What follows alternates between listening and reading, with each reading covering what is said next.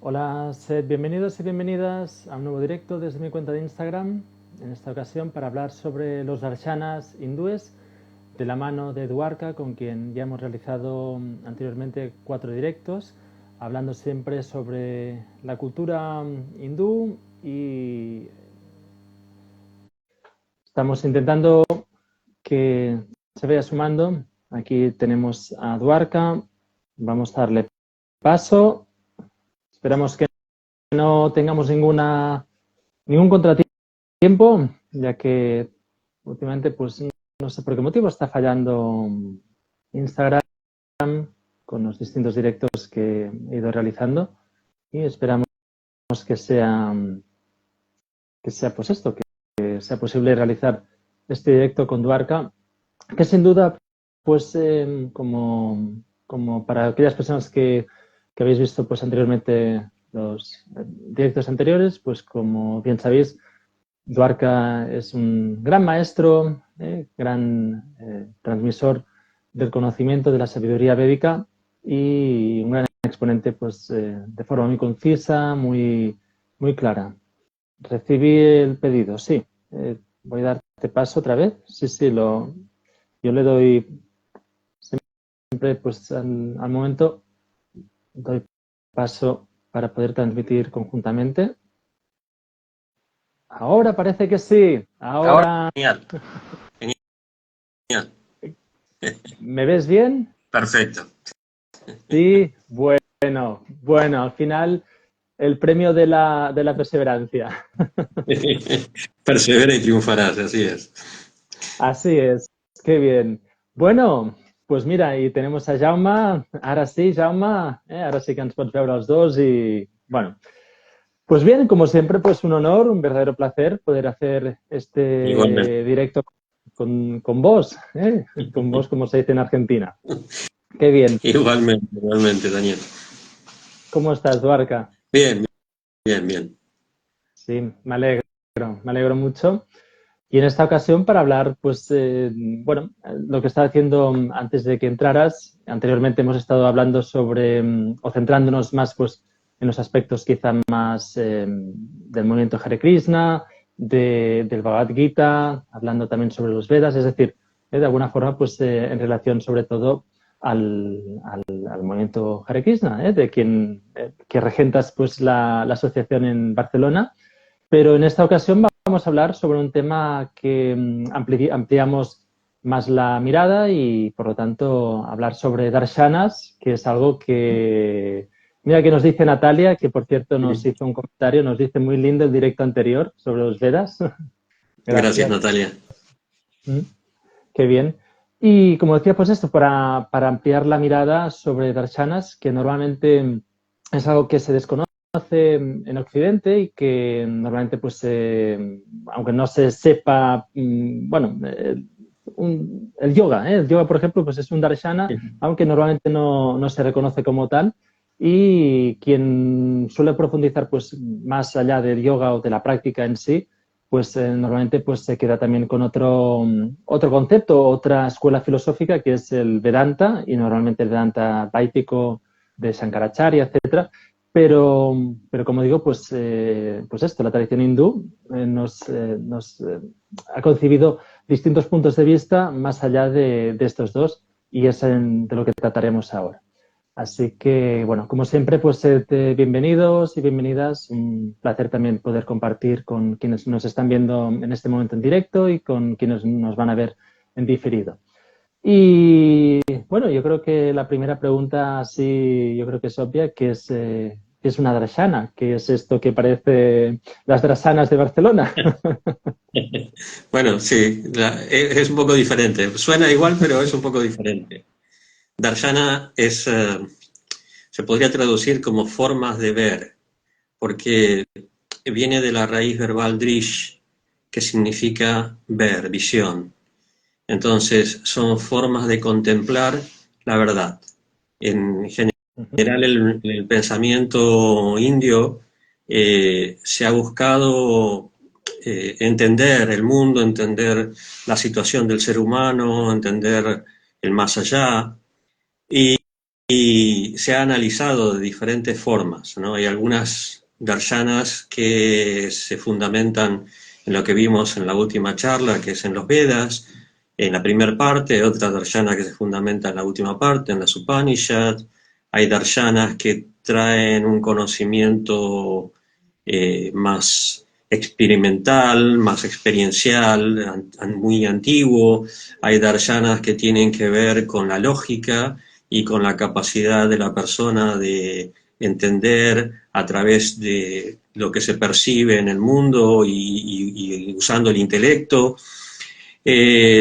Lo interesante es, en realidad, en la India se han desarrollado muchísimas escuelas de pensamiento. Cuando hablamos de las Sat Darshanas, son 6, por eso el Sat, eh, son las, podríamos decir, las líneas de pensamiento oficiales. Sin embargo, actualmente ha prevalecido el Vedanta. Como en sus interacciones las distintas escuelas siempre han debatido y finalmente la que ha vencido, prevalecido es el Vedanta. Y es lo que podemos encontrar principalmente en el Bhagavad Gita. Y ha absorbido muchas cosas de algunas otras, como por ejemplo del Sankhya, ¿no? En el Bhagavad Gita también encontramos mucho Sankhya. También ha tomado elementos del Nyaya.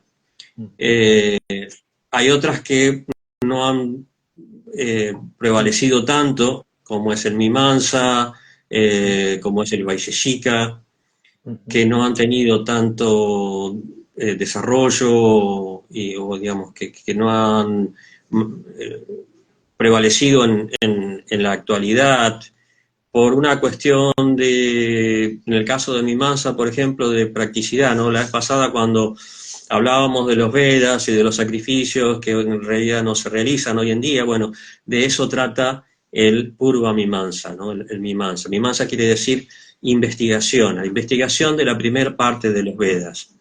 Entonces, esa escuela se orienta, se especializa en el estudio y la interpretación de los textos védicos, todo lo que es la hermenéutica, la interpretación de los textos más originales. Y como esos textos hoy en día no se realizan los sacrificios y no se estudian demasiado, entonces ese Mimamsa no tiene tanta influencia hoy en día. Sí, hay quienes lo estudian, pero hoy en día no tiene tanta influencia. Después, el Vaisheshika, que es un sistema filosófico atomista, ¿no? Como, bueno, tiene muchos elementos similares a la filosofía de Demócrito, que se fundamenta en que todo es átomo. Es una escuela que se basa en otra, en el Nyaya, que se fundamenta, no tiene mucha relación con el Nyaya. Y el Nyaya, como tienen muchos elementos comunes, ha sido más importante que el Vaisheshika. Entonces el Vaisheshika también ha quedado un poco desatendido, ¿no? Y el Nyaya sí ha prevalecido porque aporta muchos elementos muy útiles en cuanto a la lógica, ¿no? Por ejemplo, unos silogismos bastante complejos, categorizaciones de los elementos en el mundo, las diferentes sustancias que forman el mundo, pero especialmente porque Nyaya significa lógica y el objetivo del Nyaya es poder perfeccionar las herramientas para adquirir conocimiento de tal manera que no haya ningún error en la adquisición de conocimiento y llegar de esa manera a la verdad última, ¿no? Es una hermenéutica muy, muy desarrollada. Y también otro elemento que ha aportado el Nyaya son las reglas para los debates, ¿no? se categorizan los diferentes tipos de argumentos, tanto fiables como engañosos, ¿no? Para poder ver en realidad cuál es la finalidad de la persona del debatiente, de la persona que está participando en el debate. Y de esa manera poder asegurarse de que el debate no se lleva a cabo por un deseo de prevalecer o de ganar sobre el otro, sin importar la verdad, sino de adquirir la verdad. Entonces, el NIAI ha aportado estas herramientas que son fundamentales en el intercambio y en los debates, el intercambio de conocimiento entre las distintas escuelas, en las distintas tradiciones. Y el uso de la lógica y el intelecto también. Después tenemos el Samkhya, que se considera que es el Darshana más antiguo, que es en realidad un orden, una organización que ha hecho un sabio llamado Patanjali, probablemente en el siglo II antes de Cristo, que ha ordenado una serie de conocimientos y los ha tipificado en los Yoga Sutras, que es un texto clásico muy, muy famoso dentro del yoga. ¿Me querías preguntar algo? Bueno, has hecho referencia, es que ahora no sé si te referías a Isvara Krishna, ¿no? En referencia al Samkhya. No. Bueno, dentro de... el Samkhya de Ishvara Krishna es el texto más antiguo, pero no es el texto original. No, okay. no son los Sankhya Sutras originales. Vale. Pero sí, me refiero a ese Sankhya, ¿no? O sea, el Sankhya es una filosofía dual porque considera que hay dos verdades, Purusha y Prakriti, ¿no? O sea, Purusha es la parte espiritual, la conciencia, y Prakriti es la parte material. Entonces, de la interacción de ambos surge el mundo. El Sankhya va a desarrollar toda una teoría de cómo evoluciona el mundo, una teoría bastante simbólica, no es científica en el sentido que nosotros podemos entender la ciencia, sino desde un punto de vista mucho más abstracto y simbólico, y desarrolla toda una teoría de cómo evoluciona el mundo a partir de esa interacción original entre la conciencia y la materia. ¿Por qué? Porque a través de ese conocimiento de cómo se desarrolló se puede hacer el camino inverso y Purusha puede finalmente entender que no es parte de Prakriti, que es una naturaleza espiritual separada de Prakriti, y alcanzar el Kaivalya. Kaivalya quiere decir el aislamiento, la separación entre Purusha y Prakriti. Patanjali utiliza la filosofía Sankhya, se basa, se fundamenta en muchos de los puntos, muchos de los aspectos del Sankhya y lo Vale, ordena. perdona, ahora lo entiendo, sí, sí. O sea, bueno, ciertamente es lo que dices, ¿no? En los Yoga Sutras, pues como muy bien dices, ¿no? Utiliza justamente pues estos conceptos o, bueno, recoges del texto de Isvara Krishna, pues recoge, vale, ahora lo he entendido, perdona, que estaba como ahora quedándome así, gracias. Adelante, El adelante. texto original del Sankhya es de Kapila, pero ese texto no se conserva. Y además hay dos Kapilas. Para simplificar la cosa tenemos dos Kapilas. Esto no Tenemos sabía un tampoco. Kapila, sí, tenemos un Kapila que es un avatar, que es una encarnación de Vishnu, que aparece en el Bhagavad Purana.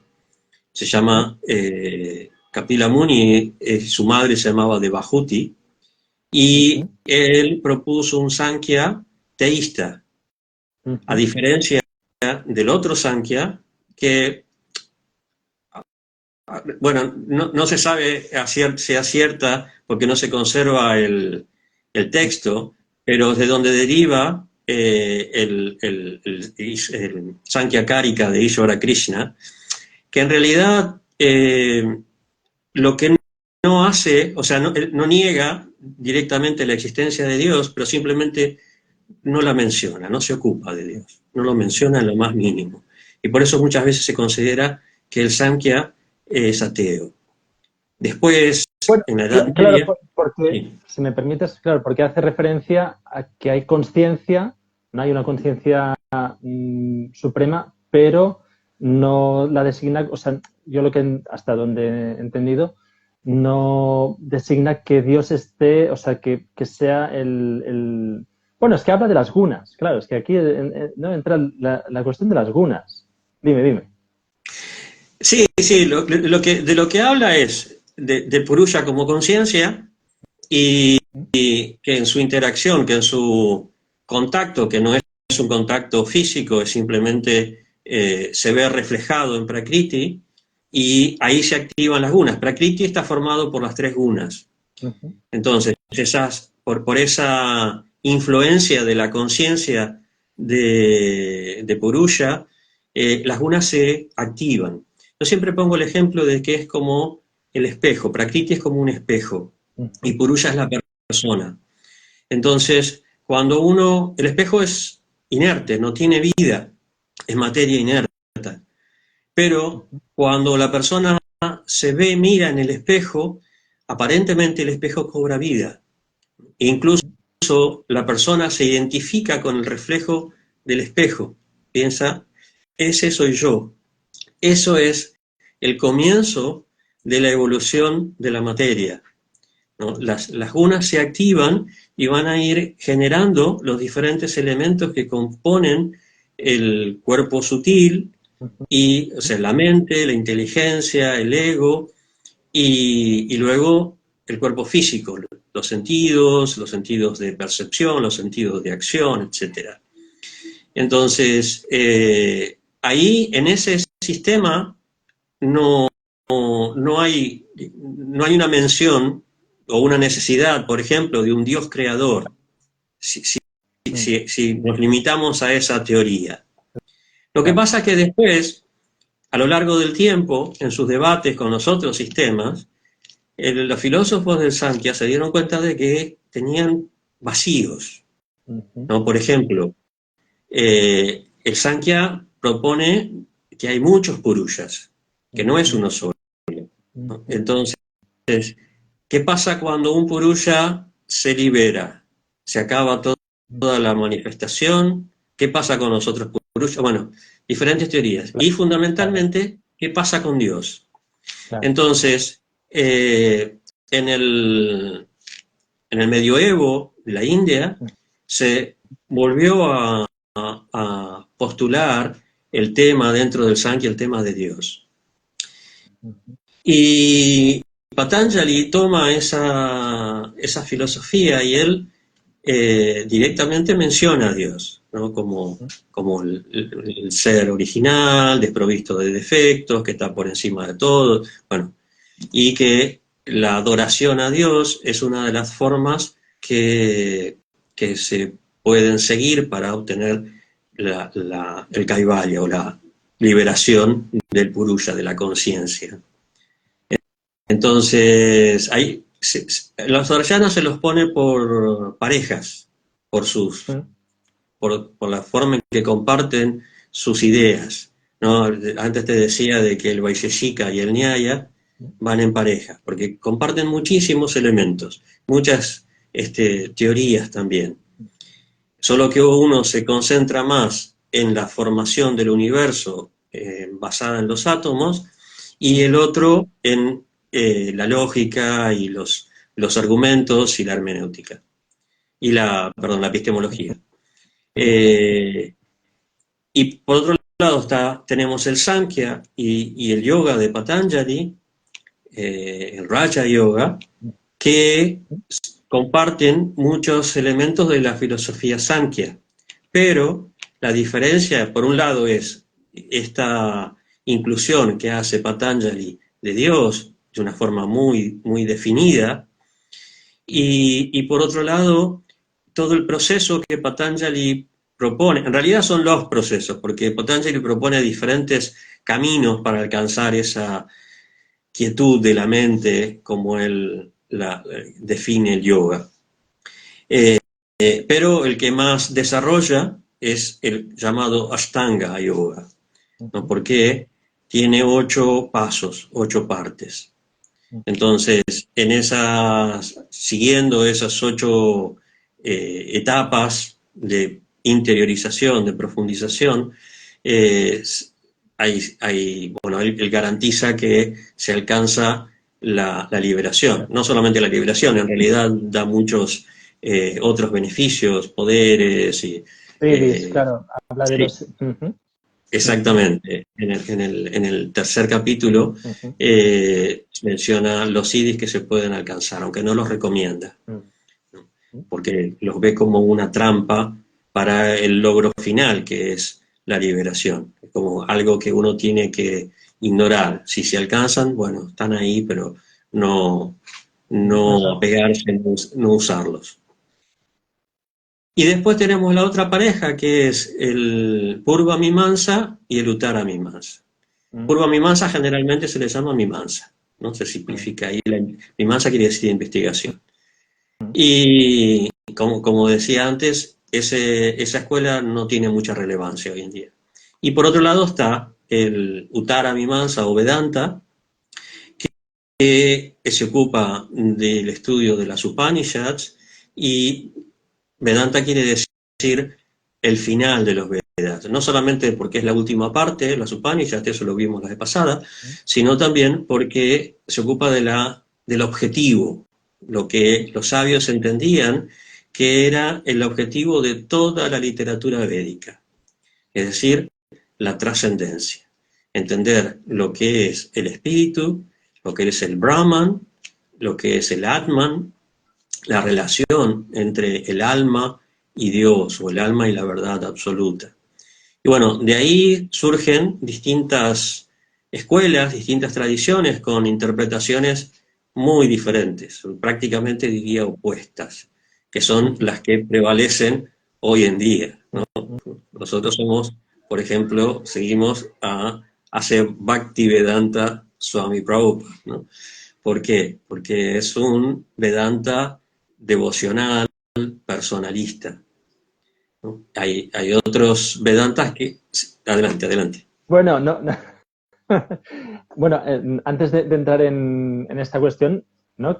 Porque esto ya introduce, digamos, ahí ya damos un salto que bueno, que en fin, ¿no? Que es como que de pronto el edificio que estamos armando ahora, solo con los darshanas y bueno, y no solo con los darshanas, ya la multiplicidad de caminos que podemos encontrar, pero es que ya introduciendo pues lo que es la cuestión del bhakti, que ahora entraremos en más detalle, ahí damos un salto enorme, ¿no? Bueno, decir, o sea, hay una distinción importante, ¿no? Que es entre los asticas y nasticas, ¿no? Es decir, entre lo que es la ortodoxia y la heterodoxia según o en referencia pues a los textos védicos, como estuvimos hablando el día pasado, y que estos 6 darshanas o estos 6 puntos de vista, siempre que hablo de darshanas me viene a la mente la metáfora esta en la que están unos sabios en una habitación a oscuras, hay un elefante y cada uno va tocando una parte del elefante, ¿no? Y va describiendo lo que percibe a oscuras, porque es como, ¿no? Y todos hacen referencia a la misma realidad o al mismo elefante, pero cada uno desde su punto de vista, ¿no? Entonces esto yo creo que es como también muy, muy gráfico para poder entender qué es esto de Darshana, ¿no? Porque... Sí, dime. tú sabes que a lo largo de los siglos muchos comentaristas, muchos filósofos han escrito sobre los 6, han hecho ¿Mm? estudios sobre los 6 como un estudio eh, unificador, completo. Eh, Exacto. Porque sí, como tú dices, es una forma de entender el elefante, entendiendo las distintas partes, no se puede. Claro. O sea, Claro. Dios tiene tiene distintos aspectos. Y una tradición no puede abarcarlos todos, porque somos limitados y Él es infinito. Entonces, algunos lo van a entender desde una visión, desde un darshana, y otros lo van a entender desde otro darshana, ¿sí? Desde otro punto de vista. Pero así lo mismo que con el elefante, solo pueden entender y comprender aspectos, no la totalidad. Claro, claro, claro. Y sí, ¿no? Y a la vez también, sin duda, pues, de alguna forma, aquí hay algo también muy interesante, que a diferencia de la filosofía occidental, desde la Grecia clásica, ¿no? Que cada sistema intenta anular o cada filósofo o cada escuela de pensamiento intenta anular la anterior, en fin, ¿no? Entonces es como que entramos en esa dialéctica de la que habla Hegel, pero a diferencia de esto, justamente pues la tradición hindú lo que hace es ir complementando, es decir, si tú... Más o Dime, menos. ¿qué? Yo sé que en el Mahabharata, ¿Mm? Yudhishthira, el hermano de Arjuna, el hermano ¿Mm? mayor de Arjuna, ya ¿Mm? hay una cita de él muy relevante que dice, un muni se distingue ¿Mm? de otro porque piensa diferente y lo rebate. O ¿Mm? sea, una característica para uno ser un muni, un sabio, tiene que ¿Mm? disentir con otros munis y discutir.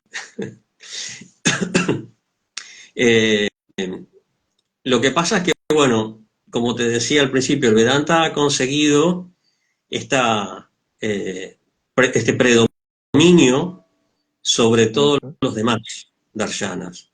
Entonces, lo que nosotros recibimos actualmente del hinduismo es ¿Mm? esa visión. Incluso a mí, por ejemplo, me choca muchas veces que toman los Yoga Sutras de Patanjali eh, ¿Mm? y lo interpretan desde el punto de vista del Vedanta cuando Patanjali está diciendo otra cosa, ¿no? Por Exacto. ejemplo, ¿Mm? eh, traducen normalmente la definición de Patanjali, Yoga Chitta Vritti Nirodha, ¿Mm? eh, cuando traducen palabra por palabra, traducen yoga como unión. ¿Mm? Y eso no es a lo que Patanjali se refiere. ¿Mm? No, eso es ¿Mm? propio del Vedanta. Justamente ¿Mm? Patanjali está refiriéndose a dentro de la filosofía Sankhya, cuando habla de yoga, cuando habla de Kaivalya, no es unión, es separación, porque a lo que apunta es la separación entre Prakriti y Purusha. A ¿Mm? diferencia del Vedanta, Ajá. el Samkhya es un sistema dual. En cambio, el Vedanta promueve que todo es uno. Ujú. Entonces, hay una diferencia esencial en el principio, desde el concepto último de la realidad, pero el Vedanta se ha vuelto tan predominante que toma los diferentes expositores y traductores y comentadores, toman un texto de yoga Samkhya y lo transforman lo interpretan desde el Vedanta. Por eso es que hoy en día recibimos esa influencia, digamos, esa fuente, ¿no? Esa visión de la filosofía hindú. Sí, pero ahí, bueno, me encanta lo que estás diciendo porque ciertamente, pues yo, por ejemplo, pues en las distintas escuelas, ¿no? Y básicamente, pues siempre han sido, por ejemplo, pues la línea de Shivananda y luego Satyananda, bueno, en fin, ¿no? Pues he seguido pues un poco la tradición más clásica de yoga. Se da esta definición, pero también es cierto, ¿no? Siguiendo con esto que dices, ¿no? Que el Samkhya pues es dual, pero también es cierto, como muy bien decías, que Patanjali introduce Dios, o sea, de alguna forma, aunque sea abstracto, es decir, aunque sea el sumum bonum, es decir, el supremo bien, ¿no? Para decirlo así, ¿no? Y que por lo tanto el samadhi, es decir, cuando el aspirante llega a Nirvikalpa Samadhi, es decir, a esa cesación absoluta, a esa identificación, ¿no? Yo entiendo que ahí hay una unión. Entonces, ahí, ¿no? ¿No? Hay una separación. O sea, el objetivo del Sankhya es separar, ¿no? Cuando el Purusha se identifica con Prakriti, con ese reflejo, su conciencia está unida, está atrapada, ¿no? Y lo que tanto el Samkhya como el yoga de Patanjali buscan es separar. En el Vedanta se llamaría moksha, se llamaría, claro. y Prakriti se llamaría Maya. Pero la diferencia es que Maya es una ilusión, Prakriti no es una ilusión, Prakriti es algo real. Entonces, qué bueno, claro. Son dos sustancias eternas separadas Claro, que se han confundido y que tienen que volver a separarse. Entonces, por un lado tienes esa conciencia espiritual, trascendente, claro, que... Perdona un momento, Dwarka. Claro, Sí. se han confundido a través de la vibración, o sea, de la movilización de los gunas. Recordemos los gunas tamas, rajas y sattva, ¿no? Y luego tendríamos el cuarto estado, que sería turiya, ¿no? Esto, ¿no? Entonces, Eso es verdad. estaríamos... Vedanta es turiya, ya lo sé. Bueno, vale, ok. Pero tendríamos, bueno, entonces, vale, vamos digamos, a lo clásico, o sea, al Samkhya clásico, entonces tendríamos que a partir de de la movilización de los tres gunas se produce esta confusión o digamos, esta prakriti, ¿no? En la que se entrelazan, pues, en distintas proporciones estos gunas, ¿no? Entonces, lo que hace el yogi sería, pues, establecer para decirlo así rápido, un diálogo, de alguna forma, pues con la materia, para ir viendo lo que es con viveka, o sea, aunque es concepto vedántico, pero es decir, con discernimiento, ¿no? Bueno, a través de los 8 pasos, llegando pues a dharana, retracción de los sentidos, a dhyana, etcétera, ¿no? Es decir, cómo ir llevando pues la conciencia cada vez más retraída hacia adentro, poderse separar, ¿no? Esto es lo que entiendo que es el Samkhya. Sí. Esto es correcto. Sí, exacto. No te olvides cuando tú me decías que luego se introduce la idea de Dios. Según el Bhagavad Purana, ese primer Sankhya de Kapila era un Sankhya teísta, era un Sankhya que consideraba que el primer Purusha, el Purusha original, es Dios. Después, bueno, estuvo ese periodo en el que esa idea desaparece y después vuelve a resurgir en el medioevo. Y bueno, tiene digamos, sus huecos, sus vacíos, y por eso es que el Vedanta lo absorbe y lo supera. Claro, pero el Vedanta también es, como al ser el final de los Vedas, es como que tiene esa capacidad. Yo lo que en fin, lo que he ido entendiendo yo es que, claro, cuando tengamos en cuenta esto también, ¿no? Es algo muy importante, que cuando Shankaracharya difunde el mensaje del Vedanta, a partir de su maestro, bueno, en fin, ¿no? De toda o sea, se está enfrentando a la expansión que en aquel momento está sucediendo en India, que es la expansión del budismo.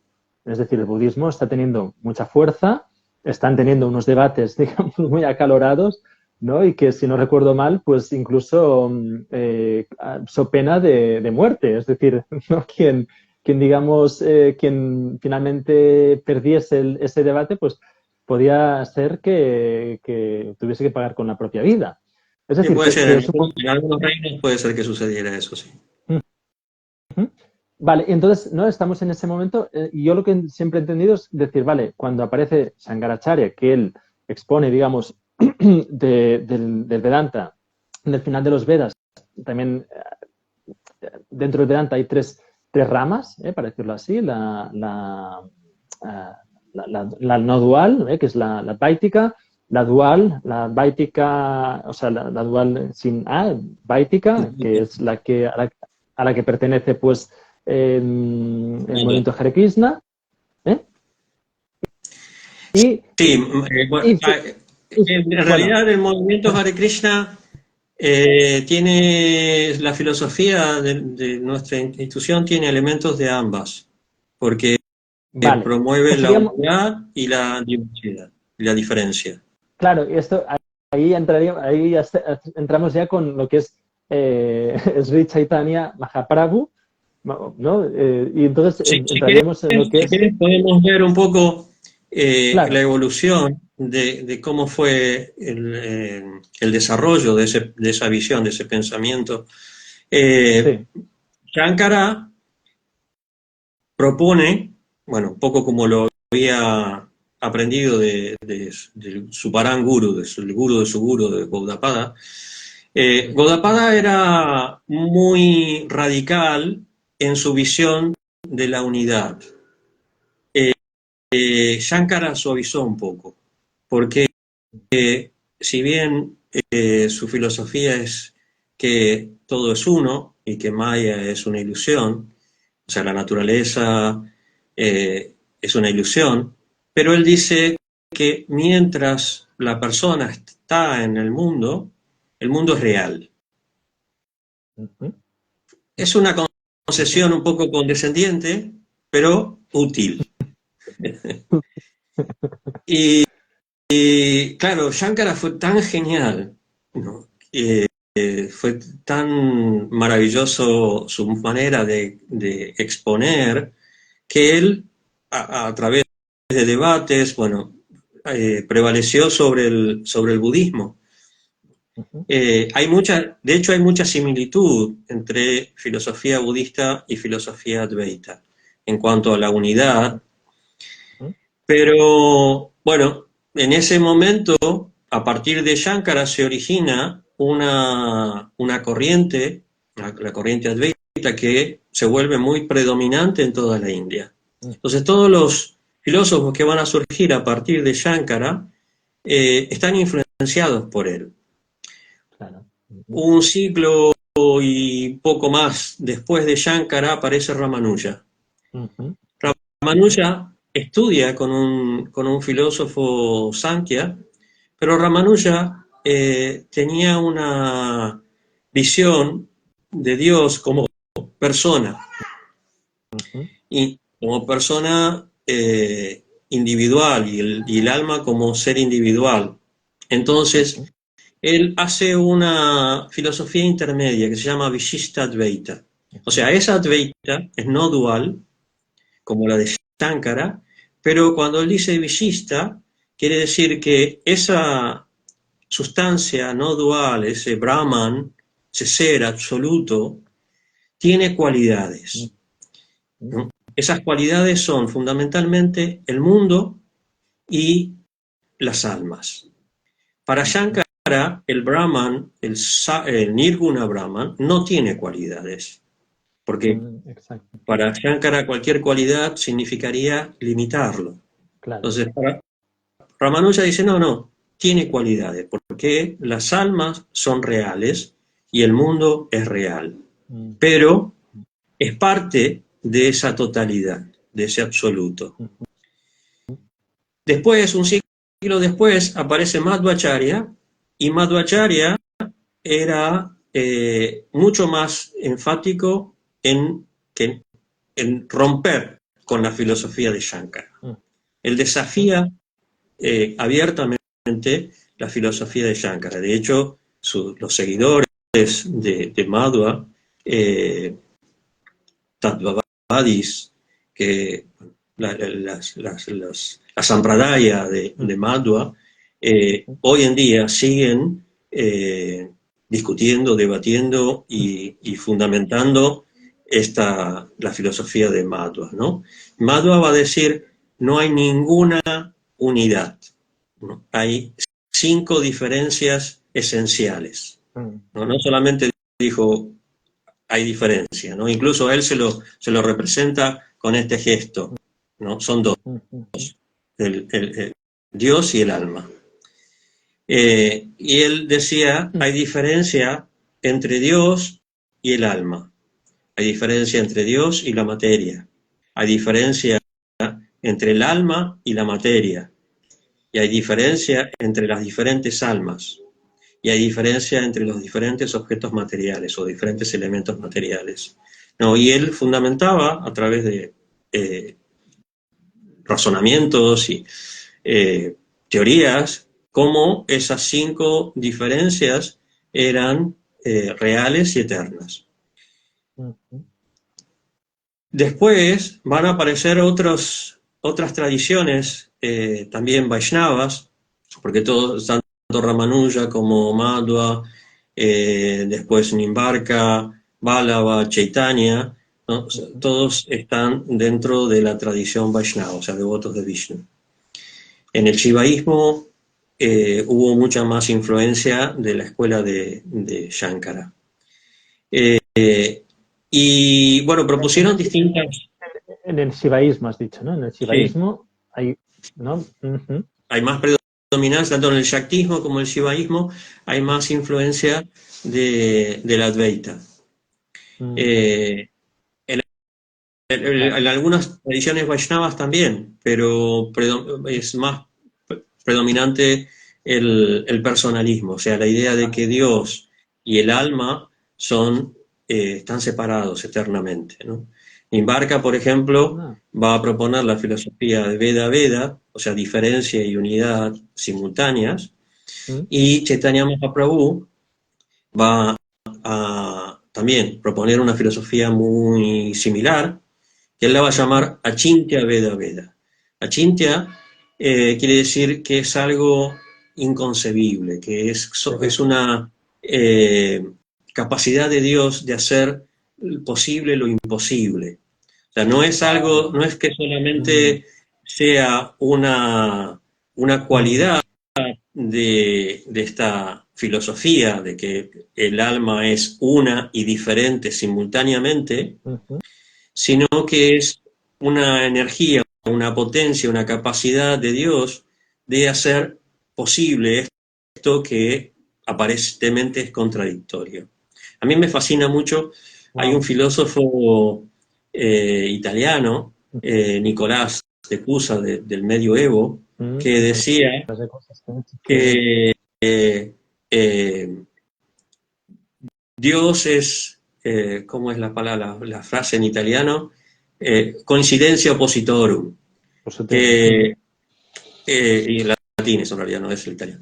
Que es donde los opuestos convergen, los opuestos coinciden, ¿no? Eso tiene relación un poco a la filosofía de Chaitanya, ¿no? Que propuso esa interpretación basada en el Bhagavad Purana, el Srimad Bhagavatam.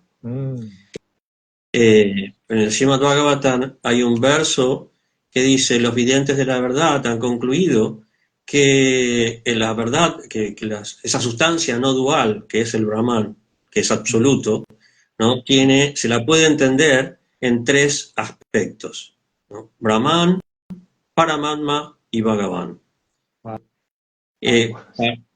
Sí, o sea que uno puede entender, por ejemplo, Brahman, entendiendo que es esa energía omnipresente, omnipenetrante, ¿no? Por ejemplo, Prabhupada daba siempre el ejemplo del sol. El sol, cuando nosotros abrimos la ventana y entra la luz del sol, ¿no? Alguien puede decir, el sol ha entrado por mi ventana. Obviamente el sol no entró por la ventana, porque si hubiera entrado por la ventana no quedaba nada. Pero la luz del sol es un aspecto del sol, los rayos del sol, ¿no? Pero es un aspecto, no es la totalidad.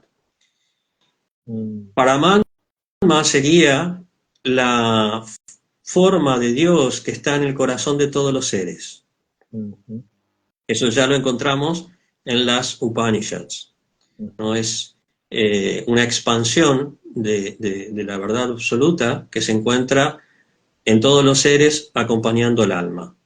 Entonces, Paramatma ya ofrece una forma particular, ¿no? No es una luz difusa, sino que es ya una forma. Wow. Entonces, se comparaba con el hecho de salir y ver en el cielo el globo solar. Y después Bhagavan es la persona, digamos, sería suponiendo que nosotros pudiéramos ir al sol y estudiar el sol ahí, eso sería Bhagavan, ¿no? Entonces, la verdad absoluta incluye los tres aspectos. En realidad es lo mismo, todo es lo mismo, pero comprendido en diferentes formas, apreciado, estudiado y contemplado en tres formas distintas, ¿no? El yogi va a meditar en la forma de Paramatma en el interior, o puede meditar en la luz, ¿no? O puede meditar en Dios, en la trascendencia, Dios en el mundo espiritual. Y el bhakti tiene mucho que ver con eso, porque Claro. para que haya devoción hacen falta dos personas, ¿no? El devoto y el objeto de su devoción. Entonces, bueno, depende de cada uno qué era lo que le daba más prioridad, ¿no? Alguien puede darle más prioridad al estudio, a la lógica y digamos, a la, Claro. eh, la contemplación, otro le puede dar más estudio o más prioridad, más importancia a la meditación, otro le puede dar más importancia a la devoción, pero no son excluyentes. Eh, no es que uno se va a dedicar a una cosa, ¿no? Por ejemplo, en las corrientes Advaita también hay mucho bhakti, ¿no? Tú me decías que la tradición de Shivananda te inspira mucho. O sea, se puede ver en los textos de Shivananda su bhakti, su devoción, ¿no? Yo he conocido un sannyas en Argentina de la tradición de Shivananda y, bueno, he conocido otros, pero este me llamó mucho la atención, sus kirtan y la devoción que se podía sentir, que transmitía. Entonces, no son cosas excluyentes. La meditación, la devoción, el estudio, el análisis, ¿no? Son compartidos, solo que en algunas tradiciones se le da más énfasis a una y en otras tradiciones se le da más énfasis a la otra. Claro, y entonces, bueno, excepcional Me voy. No, no, adelante, adelante, porque, bueno, yo ahora porque estoy así en el directo, pero yo realmente por dentro estoy como extasiado, estoy muy extasiado, profundamente extasiado, ¿no? Porque, bueno, en fin, ahora no voy a entrar en alabar, digamos, la tradición hindú y cómo la capacidad, ¿no? de abstracción tan elevada que se tiene. Pero bueno, dejando esto de lado, luego está también la cuestión de los cuatro margas. Es decir, tenemos por un lado las escuelas o los puntos de vista, asticas, nasticas. Luego tenemos dentro de cada escuela, pues como muy bien has explicado, las diferencias, las distinciones importantes de raíz y hacia dónde apuntan, aunque puedan converger, como muy bien dices, pues hacia el mismo principio supremo, en fin, todo esto. Pero luego ya, para acabar de rizar el rizo, es ya los margas, o sea, los cuatro margas principales de los que habla, de los que le habla Krishna a Arjuna en el Bhagavad Gita, y a partir de aquí es como que incluso pues se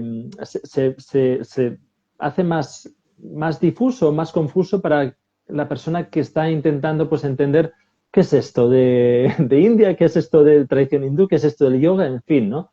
Entonces, porque, por ejemplo, pues quien se acerca al movimiento Hare Krishna dice, o sea, lee Swami Bhaktivedanta Prabhupada, ¿no? Es decir, Sí. ¿qué es esto de Bhaktivedanta, ¿no? O sea, ¿cómo es que juntamos aquí un marga, lo que es camino, que tal como se traduce normalmente, con Vedanta, que es un darshana? ¿Cómo es esto? Porque estamos estamos estudiando la verdad absoluta. La verdad absoluta incluye todo. Por eso es que el Bhagavad Gita, que fue hablado por Krishna, presenta diferentes caminos sin contradicción, sin oponerse. Nosotros en Occidente estamos acostumbrados a que es blanco o negro, ¿no es cierto? O sea, o sigues este camino o te vas al infierno, ¿no? O sea, o es esto o nada, ¿no? Incluso dentro de la misma tradición religiosa, muchas veces una pequeña diferencia de interpretación, pequeña o no tanto, pero digamos, conlleva enfrentamientos y ha llevado a lo largo de la historia muchísimas guerras. Pero en el hinduismo, desde el principio, se ha contemplado la diversidad, la diferencia de las personas. Por eso hay muchos conceptos básicos, ¿no? Como por ejemplo en el Rig Veda, ya en el texto más antiguo, se dice que la verdad es una, pero los sabios la llaman con distintos nombres. O sea, esa idea bastante vedántica, ¿no? Que la verdad es una, pero da esa apertura, esa amplitud de mente, de decir, bueno, puede ser que lo llamemos con distintos nombres, pero no pasa nada, es el mismo, ¿no? O sea, algo que actualmente se trata de enfatizar, ¿no? O sea, las diferencias en las... Yo participo mucho en diálogo interreligioso y es algo que se machaca continuamente, ¿no? O sea, es la misma verdad absoluta, suprema, trascendente, etc. Y en el hinduismo eso ha sido algo natural desde siempre, ¿no? Está el concepto, por ejemplo, de Ishta Devata, que tú puedes adorar a Dios con esta forma o con aquella forma, no pasa nada. O sea, en el Vaishnavismo, que es más específico de Vishnu, ¿no? Tienes devotos de Vishnu, tienes devotos de Krishna, tienes devotos de Rama. Es la misma persona, pero que se presenta en distintos aspectos, en distintas formas, y algunas personas se van a sentir más inspiradas por un aspecto y otras se van a sentir más inspiradas por otro. O, por ejemplo, el aspecto de Vishnu implica la omnipotencia de Dios, ¿no? Ese aspecto tremendo, imponente, impresionante de Dios, ¿no? Entonces el devoto que se siente inspirado y motivado por esa grandiosidad, ¿no? Y que se acerca a Dios con mucha humildad, con mucho respeto y reverencia, ¿no? Se acerca a Vishnu. Por otro lado tenés a Krishna, que prescinde de todo eso. Krishna es Dios en casa, ¿no? Es Dios en la intimidad, ¿no? Donde nadie lo trata como Dios, sino que lo tratan como el ser más amado, ¿no? Esa es la tradición de Chaitanya Mahaprabhu, es esa, ¿no? Como no importa que sea Dios, a nadie le importa que sea Dios, lo importante es que es Krishna, que es el ser más atractivo, más amable. Entonces, hay una diversidad enorme. Tenemos una posibilidad de sentirnos inclinados por una cosa o por la otra. Entonces, cuando Krishna presenta el Bhagavad Gita, él va a hablar, le va a decir a Arjuna, bueno, tienes este camino. Incluso al principio, en el segundo capítulo, le da argumentos muy mundanos, muy materiales. Primero le habla del alma, ¿sí? La diferencia entre alma y cuerpo. Y después le empieza a decir, ¿no? ¿Qué van a opinar de ti los grandes generales que te han tenido tu persona en tan alta estima? Van a pensar que sos un cobarde y vas a perder todo y vas a perder la fama, ¿no? Y después da un vuelco y le dice, pero lo importante es cumplir con el deber. Claro. No importa el resultado, no importa si ganas o pierdes. Lo importante es que lleves a cabo tu deber, ¿no? Sin apego. Y empieza a explicarle el karma yoga. Y bueno, ahí repite un poco porque Arjuna no entiende muy bien, porque no es fácil, o sea, quizás sea fácil de entender, pero no es fácil de asimilar, claro, ¿no? Que nos desapeguemos del resultado. Entonces Arjuna no lo entiende muy bien, entonces Krishna tiene que volver a profundizar un poco más en el concepto. Después pasa a otra forma, a otro camino, ¿no? Que es el de la meditación, en el capítulo 6. Y Arjuna dice, mira, esto no me parece muy práctico. Esto, esto es muy difícil, muy difícil esto de controlar la mente. Para mí es más difícil que controlar el viento. ¿No? Y Krishna dice, bueno, no, sí, es difícil, pero no es imposible. ¿No? Mediante la práctica y el desapego, después Patanjali va a repetir las mismas palabras, Abhyasa y Vairagya, mediante la práctica y el desapego. Y después le va a hablar, va a entrar más en el Jnana Yoga, pero es interesante, en el capítulo número 12, que es donde desarrolla más el Bhakti, él ahí también le da muchas opciones a Arjuna. Él le dice, tú tienes que meditar en mí con plena absorción, ¿sí? Pero si no lo puedes hacer, que no es fácil, tienes que practicar el sadhana, es decir, una práctica de devoción regular cada día. Si no puedes practicar el sadhana, puedes trabajar para mí. Es otra forma de bhakti, ¿no? Ya no es tan meditativo, sino que es más activo, ¿no? Trabajar para mí. Pero si por alguna razón no puedes trabajar para mí, no puedes renunciar al fruto de tu trabajo para los demás. Y ahí ya pasó de bhakti a karma, ¿no? Pero dice, si no puedes renunciar al fruto de tu trabajo, entonces puedes cultivar el conocimiento. Y ahí salta el jnana, ¿no? ¿Por qué? Dice, porque el cultivo de conocimiento te va a llevar a la renuncia. Entonces, tenemos un abanico de opciones. ¿Por qué? Porque, por un lado, Dios entiende de que nosotros somos personas diversas y que no nos cabe a todos lo mismo. Claro.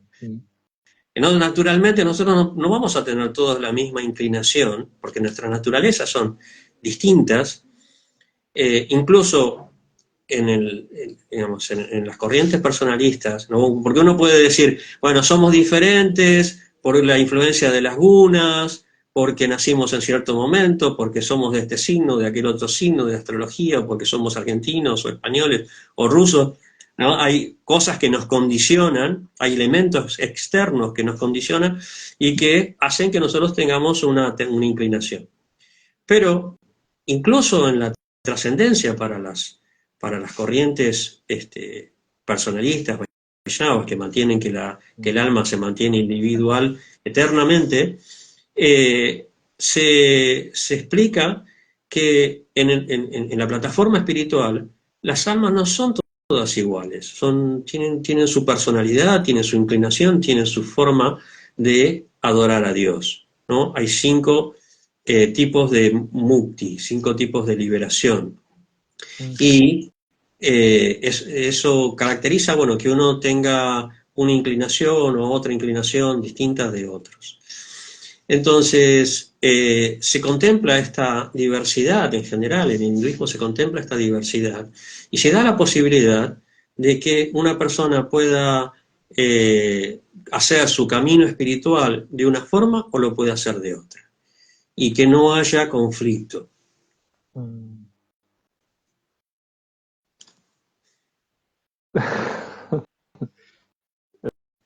Es como... Ahora te tiro la pelota a vos.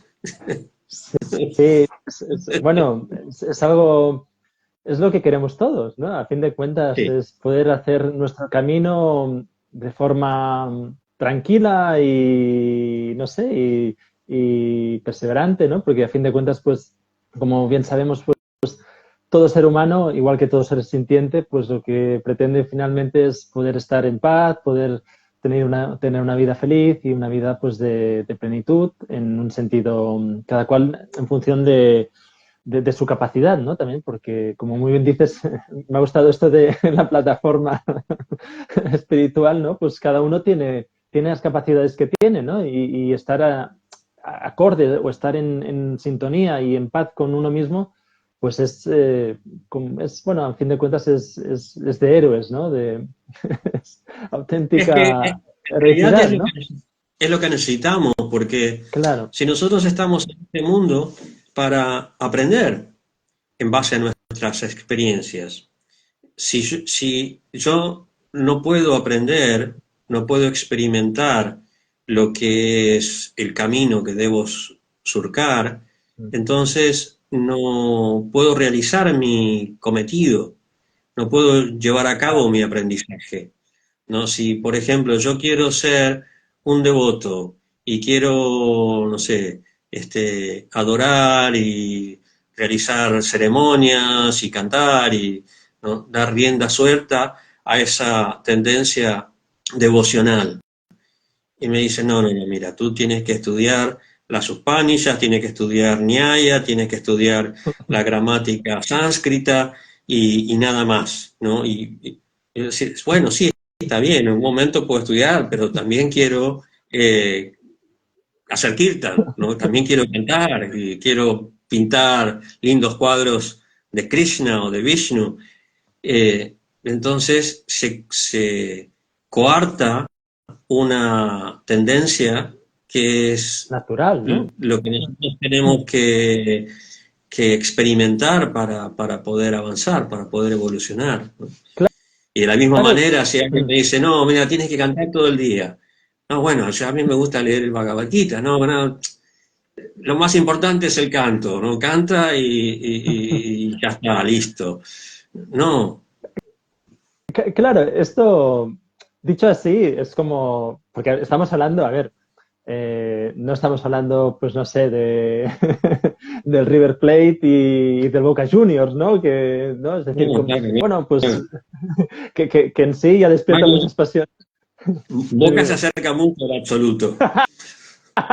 Bueno, esto ya lo dejo ya para los entendidos. Pero bueno, quiero decir que, claro, decir esto en relación a lo que constituye la vida o lo que constituye pues, el universo, la vida profunda, es decir, la verdad, aquello que es, ¿no? Decir esto y que lo diga Krishna, es decir, Krishna es el primero que dice, bueno, pero a fin de cuentas, hagas lo que hagas, me vas a estar adorando, o sea, vas a venir a mí, porque todo tiende siempre hacia mí, porque soy la suprema personalidad, porque soy el supremo atractivo. Entonces, esto de pronto es como que rompe los esquemas aquel que pretende, no, no, es que debemos ir por aquí, porque con sangre la letra entra, ¿no? Entonces es como, un momento, pero ¿qué está pasando? O sea, ¿cómo me está diciendo Dios? Me está diciendo, mira, tienes tantas opciones, tantos caminos como que, teniendo en cuenta, a ver, es que esto también es muy fuerte, ¿no? Porque, eh, como bien sabemos, pues cuando llegaron los europeos con la compañía de oriental, o sea, compañía de India, los británicos, etcétera, ¿no? Llegan allí y quedan diciendo, pero esta gente, o sea, está loca, está loca, o sea, 33, 36, no sé cuántos millones de dioses tienen, o sea, ¿cómo pueden estar adorando a tantos dioses y no volverse locos, ¿no? Nosotros nos estamos peleando en Europa, nos estamos peleando, pues llevamos siglos de pelea por si somos, o sea, por el sexo de los ángeles, por si Dios es Cristo o no es Cristo, si, no, en fin, ¿no? O sea, claro, esto realmente rompe los Si esquemas a Cristo, un nivel, si Cristo es Dios o hombre, o si es Dios y hombre. Y, sí. claro, ¿no? Y de pronto es como decir, no, no, o sea, tú léete, pues no me extraña que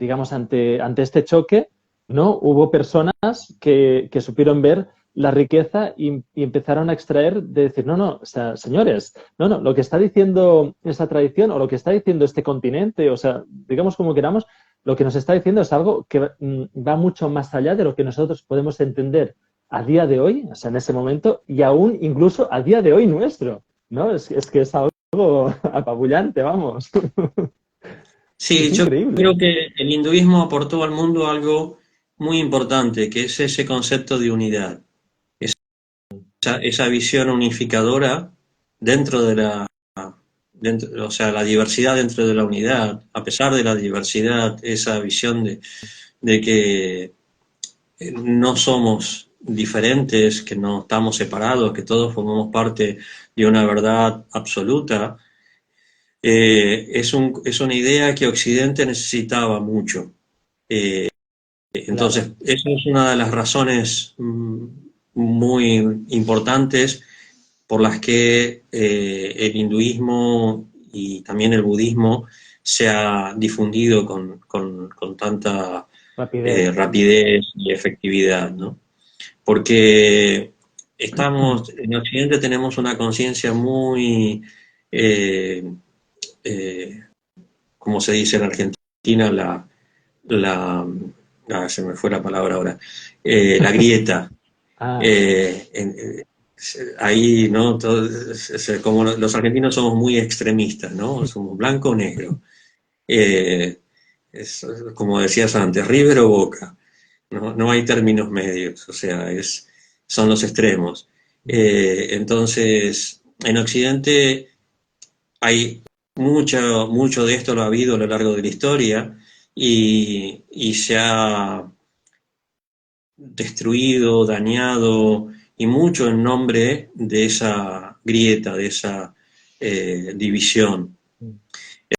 Entonces, este elemento que trajo o que mostró el hinduismo, yo creo que es algo muy, muy valioso que nos ayuda, que nos enseña a ver la unidad más allá de claro. las aparentes diferencias, porque a lo que apunta es al ser, ¿no? Independientemente del cuerpo. O sea, la persona no es el cuerpo.